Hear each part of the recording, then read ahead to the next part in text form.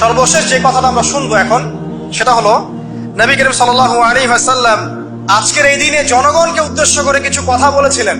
এই কথাগুলো বলে তিনি আজকের হজটা শেষ করেছেন। আমরা অনেকেই এই ভাষণটা সম্পর্কে জানি না।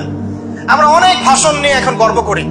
নবী করিম সাল্লাল্লাহু আলাইহি ওয়াসাল্লামের এই যে সর্বশ্রেষ্ঠ ভাষণ, এটা কতজন জানেন?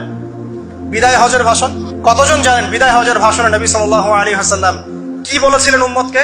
আমরা একটু আপনাদেরকে শোনাবো, শুনিয়ে ইনশাআল্লাহ লেকচারটা শেষ করব।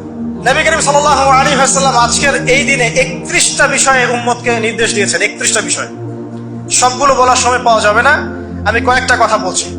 খুব ভালো হতো যদি আমি অ্যারাবিকটা বলার পরে বাংলাটা বলার সময় পেতাম।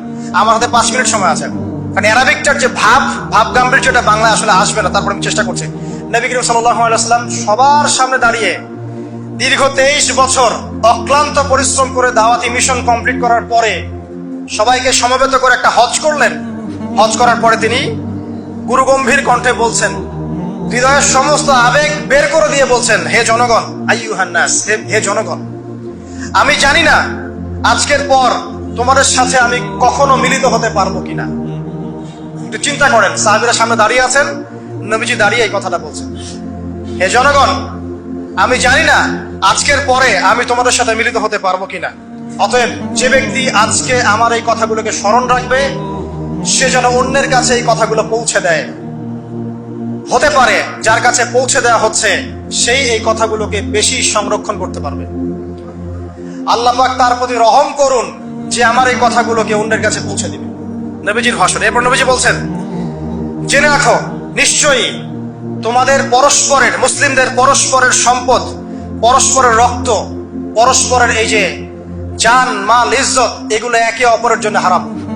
মুসলিমদের পরস্পরের রক্ত, পরস্পরের ইজ্জত সম্মান একে অপরের জন্য হারাম। এর হানি করা একে অপরের জন্য হারাম। ঠিক যেমন আজকের এই দিন হারাম, এই শহর হারাম, এই মাসও হারাম। নবী করিম সাল্লাল্লাহু আলাইহি ওয়াসাল্লাম বলছিলেন, জেনে রাখো 3টা বিষয়ে যেন তোমাদের অন্তর কখনো খেয়ানত না করে। 3টা বিষয়ে তোমাদের অন্তর যেন কখনো খেয়ানত না করে। 1, তোমরা যে কাজটাই করবা শুধু আল্লাহ পাকের সন্তুষ্টির জন্য করবে।